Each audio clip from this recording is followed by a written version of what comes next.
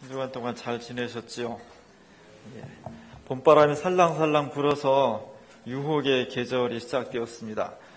언론에서는 이제 겨울이 끝났으니까 겨울옷 다 집어넣고 산뜻한 봄 옷으로 다 준비하라고 그렇게 말을 하고 있어서 자꾸 밖으로 나가고 싶고, 아마 여러분 주일 참여하기 위해서 여러 번의 여러 가지의 유혹이 있었음에도 불구하고 믿음으로 주의 손에 나온 것 같습니다. 그래서 하나님이 사랑하시고 그렇게 주님을 존중히 여기시는 분들을 위해 하나님께서 이 세상을 이길 수 있는 믿음과 권능을 주실 줄로 믿습니다. 이 유혹의 기절에 우리 주님께서 오늘 유혹을 받으셨다는 겁니다. 너무나 잘 알고 있는 것처럼 주님은 광야로 나가서 공생애를 시작하기 전에 40일 동안 금식을 하시고 그 후에 악마의 유혹을 받으셨습니다. 오늘 예수님께서 받으신 이 유혹은 성경에는 이제 공생애 시작하기 전에 한 번 딱 받은 거로 돼 있지만 사실은 예수님이 평생 이 유혹에 시달렸다고 보아야 할 것입니다. 성경에서는 가끔 이렇게 보도하는 경우가 있어요.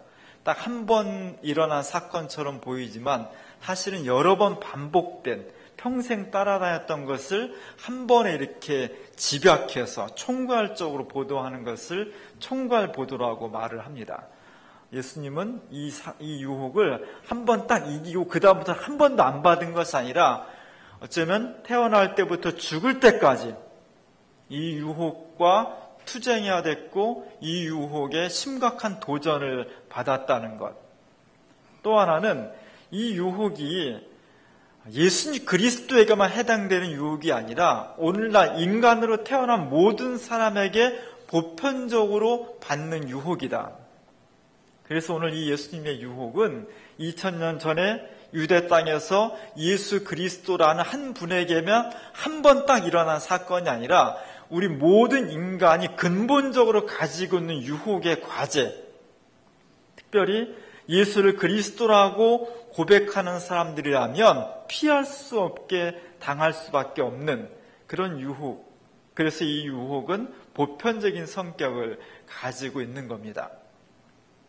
지금부터 500여 년 전에 1482년도에 이탈리아의 보티첼리라는 화가가 저렇게 예수 그리스도의 유혹이라는 그림을 그렸습니다.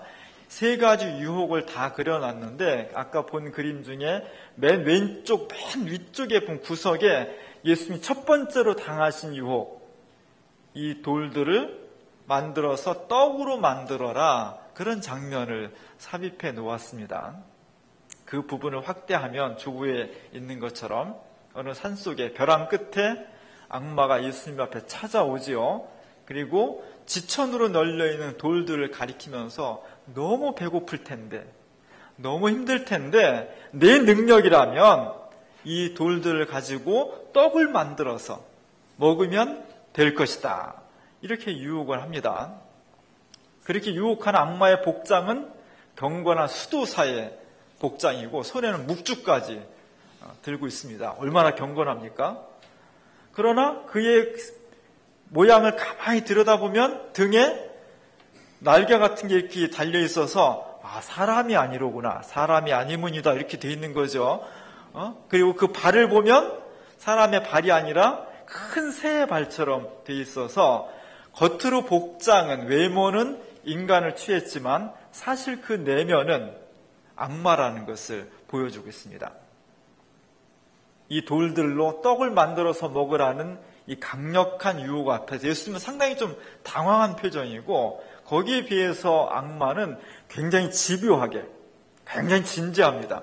그리고 미간을 찌푸린 것을 보면 어떻게 보면 꼭 협박하는 것 같은 그런 모습을 보여주고 있습니다. 돌을 떡으로 만들어라. 돌을 떡으로 만들라고 하는 것은 너무너무 경제적인 거예요. 왜냐하면 돌은 예나 지금이나 어디나 지천에 널려 있으니까 그것을 인간에 꼭 필요한 떡으로 만들 수만 있다면 이와 같은 경제성 있는 계기가 어디 있습니까? 너무나 경제적인 거죠. 더군다나 너무 쉽고 편리해. 다른 데서 힘들게 가져오고 가공하고 돈을 들이고 노동을 하고 그럴 필요도 없어요. 너무 쉽고 편리합니다. 그리고 위험하지도 않아요. 돌을 떡으로 만드는 과정은 경제적이고 쉽고 편리하고 안전하고 너무너무 좋은 겁니다. 그래서 많은 사람들이 예수님조차도 이 유혹에 끌려갈 수 있는 가능성이 생겨난 거죠. 거기에 반해서 오늘 이 유혹을 받는 예수님의 상황은 너무나 절박한 겁니다. 저같이 마른 사람은 한 끼만 굶으면 손이 떨려요. 그래서 못 굶어요, 저는. 예수님은 40일을 굶었습니다. 나흘 굶어도 힘든 것인데 40일을 굶으면 그냥 돌이 떡으로 보이는 거예요. 어쩌면 예수님 마음속에 야, 저 돌들이라도 떡을 만들어서 빨리 먹어야 되겠다는 강력한 욕구, 강력한 유혹이 예수님 마음속에서 일어난 거죠. 더구나 예수님은 가난한 사람이었습니다. 그를 따르는 12제자도 그 주변에 있던 수많은 무리들도 예수님 밥을 먹여주지 않으면 하루 종일 굶을 수밖에 없는 그런 가난한 백성이었습니다. 예수님 본인도 배고프고 그가 앞으로 펼쳐갈 무리들도 함께 동역할 사람들도 지지대로 가난한 사람들, 그런 사람들에게 그가 가지고 있는 능력을 가지고 돌을 떡덩이로 만들어서 준다는 것은 너무너무 즐겁고 의미있고 보람찬 일이에요. 생명을 살리는 너무나 중요한 일입니다. 예수님이 이런 유혹을 받았습니다. 예로부터 악마는 우리가 거절할 수 없는 명분으로 다가옵니다. 이 돌을 떡으로 만들어서 예수님 당신 혼자만 잘 먹고 잘 살고 행복하십시오. 그랬다면 거절할 수 있었겠지만 이것을 만들 수 있다면, 이렇게 할 수 있다면 지금 너무나 고통받고 힘든 이 세계의 경제의 문제를 한 번에 해결할 수 있다는, 너무나 대의명분도 좋고 어려운 것도 아니고 능력이 없으면 못하지만 능력이 있기 때문에 할 수 있는 거예요. 사실 악마는 이렇게 우리의 가장 연약한 부분, 가장 명분 있고 가장 실리처럼 보이는, 가장 좋아 보이는 부분을 치고 들어오는 겁니다. 거절하기 힘들죠. 그럼에도 불구하고 오늘 예수님께서 금식 후 첫 번째 찾아온 정말 거절하기 힘든 이 유혹을 물리쳤다는 겁니다. 거절했다는 겁니다. 사람이 떡으로만 사는 것이 아니라 하나님의 말씀으로 산다라는 정언적인 명령을 통해서 하나님께서 우리에게 주신 그 뜻을 따라야 된다. 왜 이것이 악한 것이냐? 왜 이것을 우리가 따라야 되면 안 되는 것이냐? 그것은 악마의 모습처럼 겉으로 보기에는 너무나 경제적이고 쉽고 편하고 안전하고 좋은 것처럼 보이지만, 그러나 그것을 따르는 순간 결국 인간에게 다가오는 것은 생명과 평화가 아니라 죽음이다. 이것을 따르면 한순간은 좋지만 죽을 수밖에 없다는 것을 예수님께서 간파하셨기 때문입니다. 하나님께서 우리를 창조하셨죠. 온 세계를 창조하시고 하늘과 땅을 나누시고 그 땅 위에 동물과 식물을 나누시고 동물 속에 사자, 호랑이, 사람 이런 다 이렇게 경계를 나누어서 질서를 만드신 겁니다. 돌을 떡으로 만들라는 것은 그 질서를 교란시키는 거예요. 그 질서를 깨트려 버리는 겁니다. 하나님의 창조 질서와 섭리를 헝클어 버리는 거예요. 그것이 우리에게 단순하게 처음에는 좋아 보이고 유익한 것 같지만, 그러나 시간이 지나고 이것이 진행되면 될수록 그것은 우리에게 생명이 아니라 죽음으로 귀결될 수밖에 없다는 것. 그것이 오늘 주님께서 우리에게 주시는 음성입니다. 특별히 21세기, 19세기부터 시작된 과학기술, 산업, 그리고 이제는 유전공학, 우주, 어디까지 발전할지 가늠조차 할 수 없는 이 과학기술의 문명 시대에 돌을 떡으로 만들라는 유혹은 도대체 무슨 의미인가? 우리가 쉽게 걸려 넘어질 수밖에 없고, 그렇게 한번 해볼까? 그렇게 하고 있고, 그러나 마침내 그것의 결말이 생명과 평화가 아니라 죽음과 파멸로 이끌어질 수밖에 없는 21세기 최대의 돌을 떡으로 만드는 유혹은 무엇일까?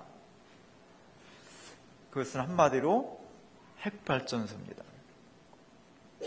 지금부터 4년 전에 2011년 3월 11일에 일본의 동북부 지역에 거대한 쓰나미가 닥쳤고 그곳에 후쿠시마의 원자력 발전소가 폭발을 했습니다. 4년이 지났습니다. 그 과정을 간단하게 동영상으로 한번 보시겠습니다. 이미 이게 익히 알고 있는 것이지만 한번 간단히 보도록 하겠습니다.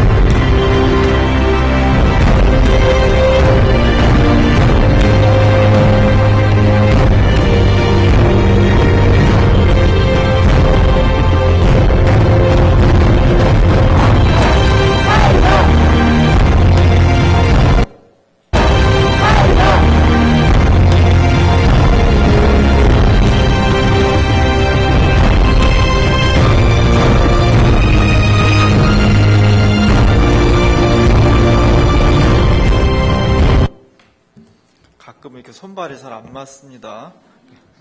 그래도 다 볼 건 보세요. 자, 그렇게 해서 4년 전에 일본 땅에 쓰나미가 닥쳤고 후쿠시마 원자력 발전소가 폭발을 했습니다. 일본 정부에서는 이것이 어쩔 수 없는, 사람이 어떻게 할 수 없는 천재였다, 자연재해였다 이렇게 주장을 했습니다. 그런데 2012년도에 일본에서 조사위원회가 구성이 됐고 쭉 조사를 해보니까 물론 자연 발생적인 재해일 수도 있지만 인간이 조금 더 충분히 대비를 하고 예상을 했다면 이렇게까지 처참한 상황이 오지 않았을 수도 있다는, 그래서 후쿠시마 사고는 인재였다고 결론을 내렸습니다. 후쿠시마 가보니까 그쪽 사고가 난 뒤에 반경 20km 지역을 폐쇄를 했습니다. 제가 2012년도 9월 달에 후쿠시마를 갔었습니다. 저거는 왜 사진이 저렇게 나왔냐면 20km까지 딱 가면 일본 자위대가 딱 지키고 있어요. 제가 밤에 갔는데 그리고는 이 빨간 그 경찰봉으로 못 들어가게 합니다. 반경 20km 하면 직경이 40km예요. 40km를 원을 그려서 거기 있는 사람은 무조건 다 강제 퇴거를 시켰다는 겁니다. 그리고 20km에서 30km 사람 사이의 사람들은 권면해서 다 떠나야 된다고. 우리 성남시가 면적이 얼마인 줄 아세요? 140제곱킬로미터입니다. 그러면 후쿠시마의 반경 20km 지역의 사람들을 전부 쫓아냈다고 하는 것은 성남시의 10배 정도 되는 지역의 사람들을 강제로 다 내쫓았다는 거예요. 어느 날 여러분 자고 일어나니까 원자력 발전소가 터졌고 그리고 우리는 이 집을 다 떠나야 돼. 어디로 떠납니까? 갈 데가 없는 거죠.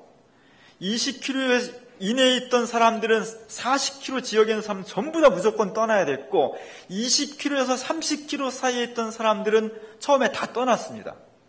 다 떠났다가 아기 있고 젊은 사람들은 어떻게 쓰든지 돌아오지 않고 딴 데서 살았고 연세 많으신 분들은 다시 다 돌아와서 살 수밖에 없었어요. 왜냐하면 고향을 떠난다는 것은 그렇게 간단한 일이 아니기 때문이에요. 그래서 일본 사회에서 원자력 발전소 사고 난 쓰나미 이후에 더 많은 희생자가 났다는 거예요. 자살해서. 왜냐하면 떠났는데 갈 데가 없었다는 거죠. 수많은 후쿠시마 지역의 사람들이 경제적으로 고향을 떠나고 가족과 헤어지고 많은 피해를 당한 것과 플러스 거기에 더해서 사회적인 소외를 느꼈습니다. 옛날에 일본에서 히로시마와 나가사키에 원자폭탄이 떨어졌죠. 수많은 사람이 죽었습니다. 그리고 나서 일본 사회에서 저는 히로시마 출신입니다. 나가사키 출신입니다. 이러면 채용도 잘 안 하고 멀리하고 이랬다는 거예요. 70년대 이후에 일본에서 이따이병, 미나마타병 다 기억하시죠? 공해병이 나타났을 때 그 지역 사람들이 저는 이 지역 출신이다라는 것을 속였다는 겁니다. 왜냐하면 어떤 여자는, 어떤 남자는 그것 때문에 파혼을 당했기 때문이에요. 우리가 이런 사람들한테 돌을 던질 수 있을까요? 여러분이 만약에 사랑하는 자녀가 결혼을 한 상대에 약속을 했는데 그 사람이 원자폭 방사능 피폭의 가능성이 있다더라. 쉽게 결혼하겠습니까? 그 사람은 얼마 뒤에 받아줄 수 있지만 그 2세, 3세가 만약에 피폭의 현상을 나타나서 심각한 후유증이 생겼다더라. 이런 것을 예상하면 우리도 쉽지 않을 거예요. 우리가 쉽게 그 사람들한테 돌을 던질 수가 없습니다. 무서운 거예요, 이게. 그래서 무서운 겁니다. 그리고 많은 사람들은 가설주택에 수용이 됐습니다. 갈 데가 없으니까. 제가 지금 가봤어요. 저렇게 일본 사람들이 굉장히 깨끗합니다. 일본 사회는 진짜 휴지 하나, 담배꽁초 하나 없는 데가 시골까지도 너무너무 깨끗한 데가 일본 사회예요. 여기 가보면 가설주택을 진짜 쫙 만들어놨습니다. 한 집에 방 한 칸씩 딱딱 잘라가지고 임시 수용을 하는 거예요. 에어컨도 있고 잘 사는 것 같죠? 그러나 방을 들어가 보면 방음이 전혀 되지 않습니다. 저곳에서 3년, 4년째 수많은 사람이 살아가는 겁니다. 농사도 못 짓고 직업도 잃고 저런 삶을 살아갈 때 수많은 사람들이 삶의 우울증을 겪는 거예요. 그래서 많은 노인들은 경로당에서 생활하는데 제가 NCC에 있을 때 복음성가 가수들을 같이 데려가서 같이 노래도 부르고 막 그랬습니다. 기타도 쳐주고 노래도 하고 그러면 말은 안 통하지만 한국에서 온 기독교인들이 막 노래해주고 게임해주고 하면 일본 노인들이 되게 좋아하고 막 그랬습니다. 후쿠시마 발생 4주기를 맞이해서 SBS 뉴스에서 후쿠시마 지역을 방문했습니다. 후쿠시마가 가까워질수록 방사능 측정기가 계속 올라가는 급속도로 막 올라가서 어느 지점에 이르니까 6 마이크로 데시벨까지 쉽게 올라갔습니다. 우리 자연 생태계는 자연 방사능이 있습니다. 그리고 인공 방사능도 있고 세계에서는 사람이 1년 동안 5 마이크로 시버트를까지는 방사능을 맞아도 괜찮다. 5 마이크로 시버트예요. 근데 후쿠시마 가까이 6 마이크로 시버트가 바로 넘어버리더라는 거예요. 6 마이크로 시버트가 얼만큼 되는지는 잘 모르겠습니다. 근데 방사능이 확 누출됐을 때 가까이 있던 사람들이 어떤 피해를 당했냐면 6시버트를, 그러니까 6 마이크로 시버트 한 1000배 정도 되면 6시버트가 되겠죠. 6시버트를 맞은 사람이 한 8일쯤 지나고 나니까 팔이 이렇게 막 부었어요. 저 정도 부면은 조금 있으면 이제 붓기가 빠지고 다시 정상으로 돌아올 거 심각하지 않죠. 근데 18일 지난 다음에 피폭된 지 60W 피폭된 지 28일째, 26일째 되었을 때 저 팔이 어떻게 됐냐? 저렇게 됐다는 겁니다. 방사능이 무서운 것은 세포를 괴멸시키기 때문이에요. 세포를 죽이기 때문입니다. 다시 회복이 되지 않는 겁니다. 그래서 방사능이 무서운 거예요. 눈에 보이지도 않고 냄새도 없는데 우리를 저렇게 죽여 나가는 겁니다. 오늘 우리나라는 원전 23기를 가동하고 있습니다. 그리고 우리나라의 정책은 원전을 계속해서 확대하고자 하는 정책입니다. 우리나라 에너지의 29%까지 원자력 발전소로 에너지를 충당하겠다는 것이고 2035년까지는 41개로 원전을 늘리겠다는 정책을 가지고 있는 겁니다. 2월 27일 날 우리나라 원자력 발전소 월성 1호기가 30년 수명이 다 했습니다. 고리는 이미 수명이 다 했는데 연장을 하고 있고 월성 1호기도 30년이 다 됐다는 것은 이제 그것을 폐쇄해야 된다는 거예요. 만약 폐쇄하지 않을 경우 급격하게 사고가 날 가능성이 늘어나는 겁니다. 근데 우리나라에서 월성 1호기도 다시 수명을 연장시키기로 결정을 해버렸습니다.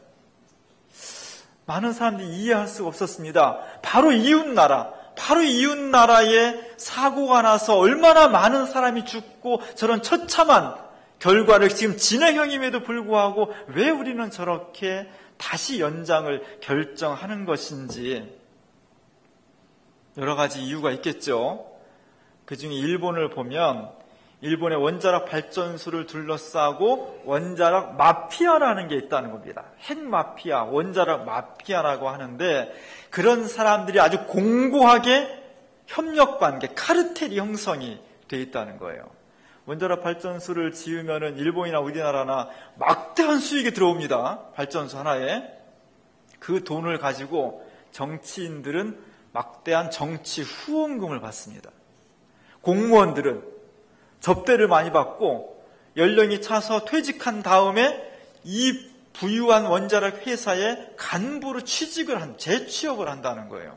건설업계는 저거 하나 짓는데 막대한 비용이 들어갑니다. 아파트 하나 짓는 거 수주하는데도 서로 경쟁을 하는데 저 원전 하나 수주하면 그 회사는 몇 년을 먹고 사는 거예요. 그러니까 건설업계에서도 원자력 발전소를 계속 짓자고 주장하는 거예요.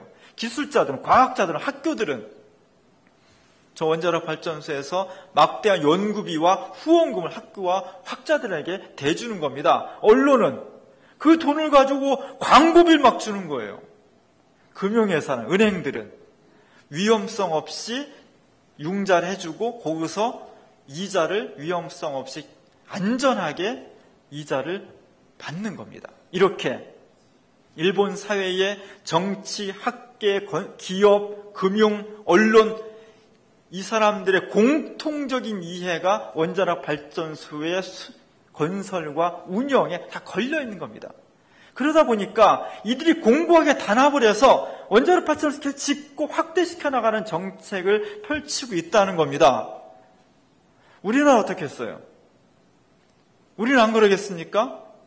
우리나라도 비슷한 현상이 이루어지고 있는 겁니다. 우리나라의 원자력 발전소 하나 짓는데 비용이 얼마나 드느냐? 한 개당 거의 3조 원 정도가 듭니다. 3조 원.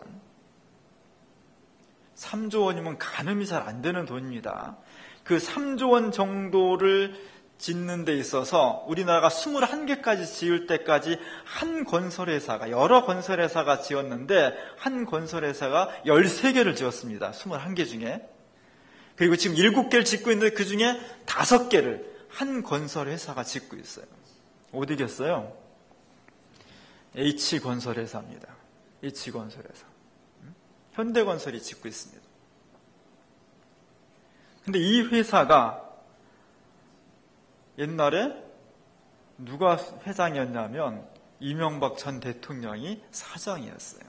그래서 영광 3호기, 4호기를 건설할 때 이명박 대통령이 현대건설 사장으로서 그 계약서에 사인을 합니다. 그리고 그분이 대통령이 됐어요. 그분을 중심으로 해서 학계, 기업, 언론 모든 카르텔이 형성됐을 것이고 이분은 원자력 발전소를 중지하는 것이 아니라 계속 확대하는 정책을 펴나갔다는 겁니다. 그리고 그 정책이 지금도 계속 유지되고 있는 겁니다. 2012년도에 제19대 국회의원 총선거가 있었습니다.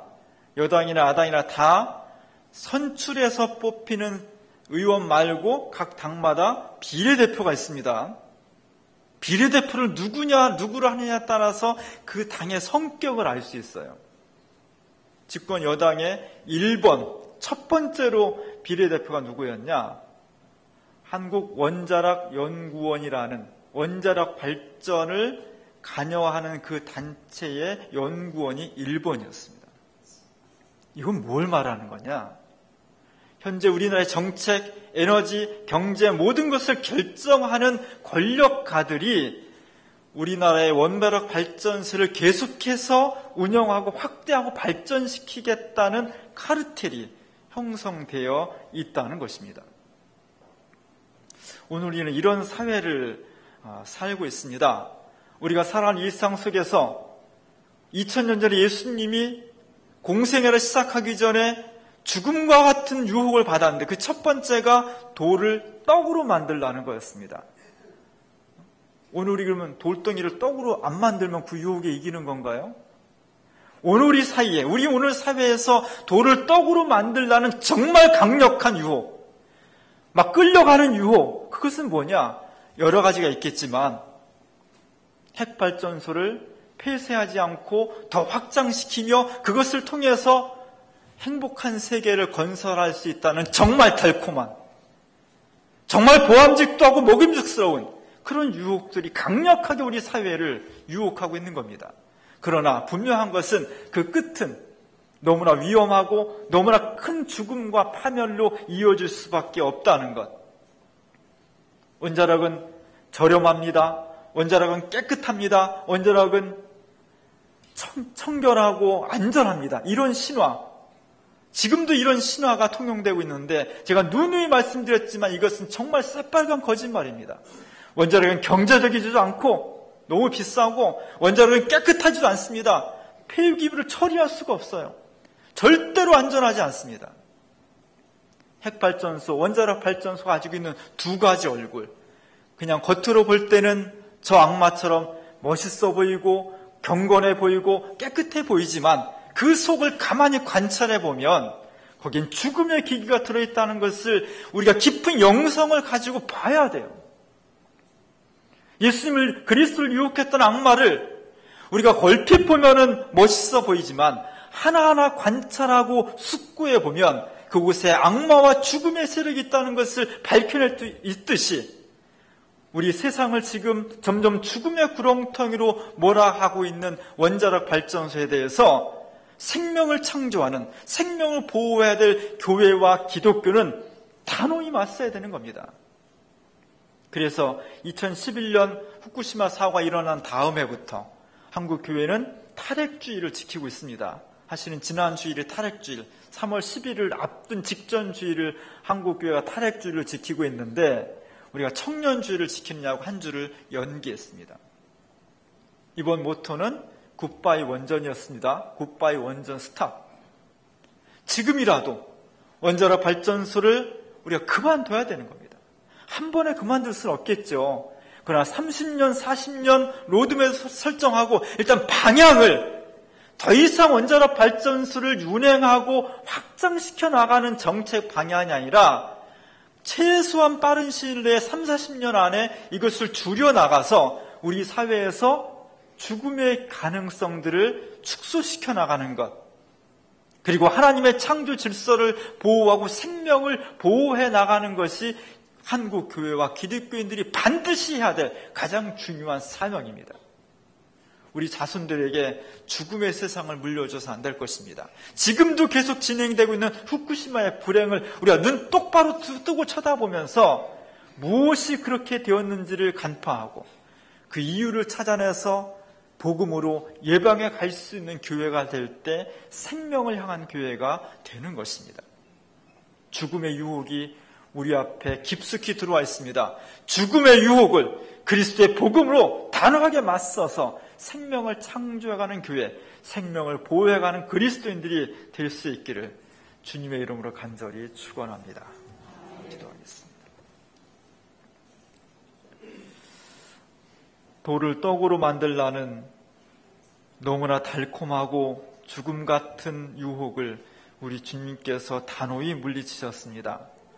오늘 우리에게 정말 경제적이고 깨끗하고 안전하다는, 그러나 그 속에는 죽음의 위험성이 너무나 가득 차 있는 원자력 발전소가 우리의 생활 곳곳을 침투해 오고 있습니다.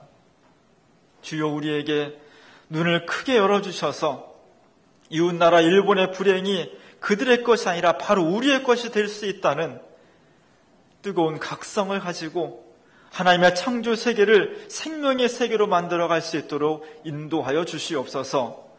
우리의 눈을 열어주셔서 우리 속에 다가와 있는 악마의 실체를 바로 보게 하시고 복음의 능력으로 생명의 세상을 만들어 가는데 우리가 함께 동참하며 주의 뜻을 펼쳐나갈 수 있는 교회와 그리스도인들이 다 될 수 있도록 인도하여 주시옵소서. 예수님의 이름으로 간절히 기도합니다.